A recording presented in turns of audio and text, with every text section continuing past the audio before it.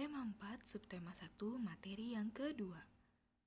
Halo anak-anak, kemarin kita sudah membahas tentang hewan yang terancam punah di Indonesia dan sedikit penjelasan tentang ras hewan. Nah, masih berhubungan dengan yang kemarin, hari ini kita akan masih membahas tentang ras hewan, tapi secara lebih jelas lagi.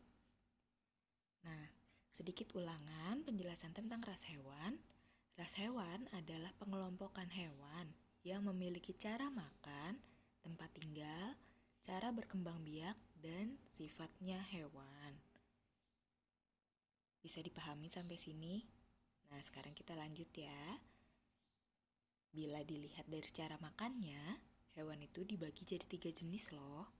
Yang pertama ada herbivora, yaitu pemakan tumbuhan, contohnya sapi, kambing, rusa, dan kelinci.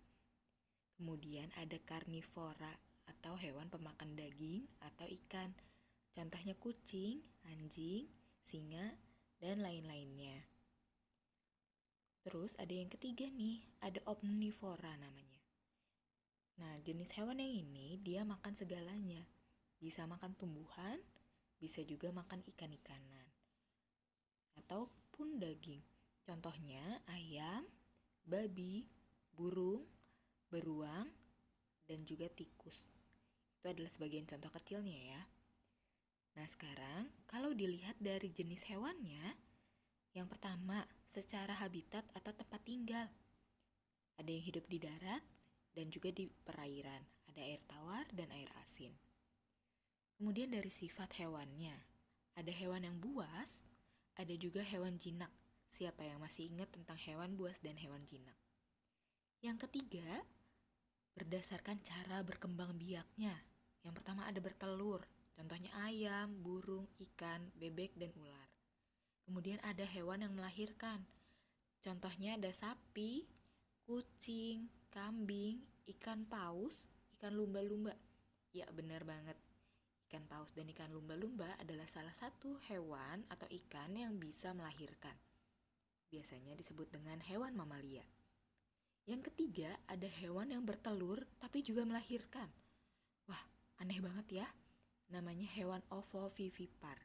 Contohnya ada ikan hiu, kuda laut, iguana, dan juga ikan gapi.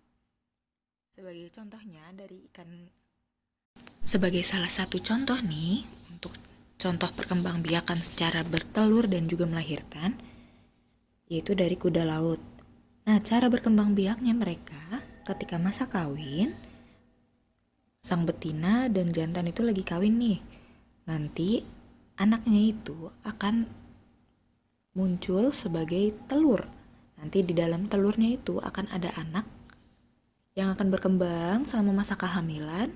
Nanti setelah waktunya telurnya menetas, anak-anaknya itu akan dilahirkan. Tapi kalau dalam kasus kuda laut, yang hamil itu bukan yang betina, tapi yang jantan. Lucu banget ya. Untuk lebih jelasnya kalian bisa lihat di YouTube dengan judul cara hewan berkembang biak. Nah, sampai sini dulu kita belajarnya. Tadi kita sudah belajar tentang penggolongan-penggolongan hewan dari cara makan, tempat tinggal, bahkan sampai cara berkembang biak. Terima kasih sudah mendengarkan penjelasan Ibu hari ini. Sampai jumpa lagi besok.